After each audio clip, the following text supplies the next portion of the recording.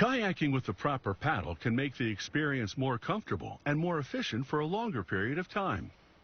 Paddle designs are different for flatwater kayaking versus whitewater kayaking. Within both those categories, there are many different blade shapes and shaft designs.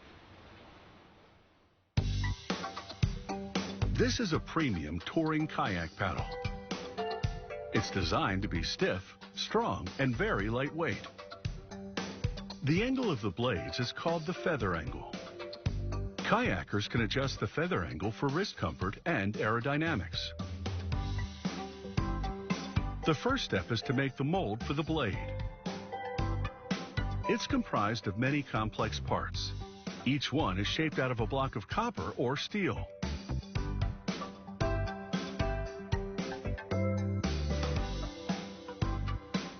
This is a high-precision process. Producing a mold for just one blade style costs about $100,000. Once all the components are ready, workers assemble the mold. The corners have long alignment pins. The pins guide the mold as it opens and closes on the injection press.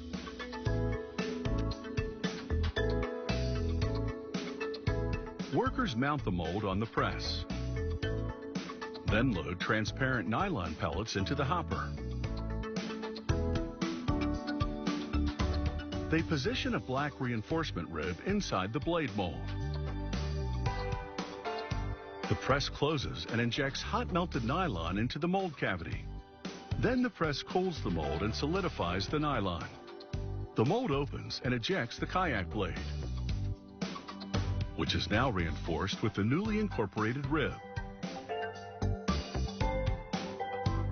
This entire molding process takes 3 minutes.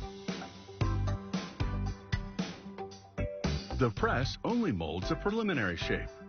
Next, they clamp the blade to a template and start up a computer-guided router. The computer contours the blade to its final shape.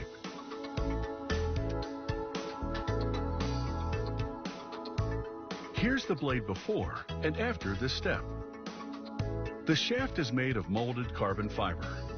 Each paddle is comprised of 2 connecting sections. Workers prepare a right and left shaft piece for each paddle.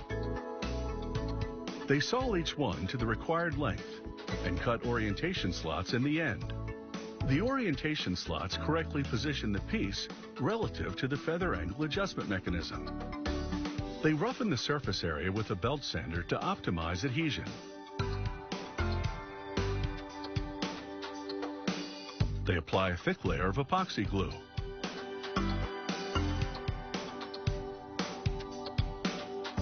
Then insert the shaft into the blade.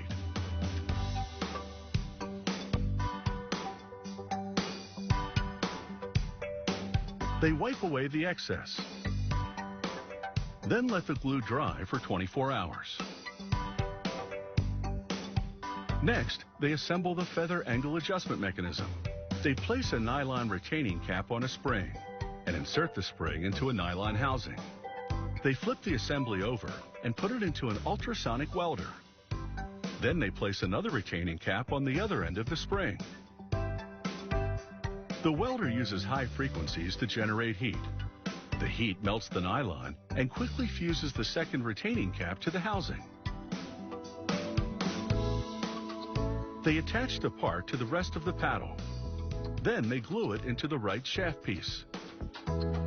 They wipe away the excess glue and attach the final section of the adjustment mechanism. They wrap tape around the mechanism to contain the glue.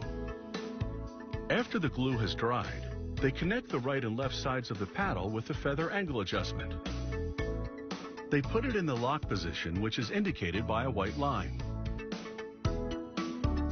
They apply a decal denoting the feather angles, then a second decal illustrating how to select them. A third decal with the brand name goes on the blade. Adjusting the feather angle is simple. First, you push the left and right shafts toward the middle and rotate them to the desired angle. Then you pull them apart to lock it in the new blade position. Some paddle models do not have feather angle adjustments. However, every kayak paddle this company produces separates into two pieces to make transporting easier.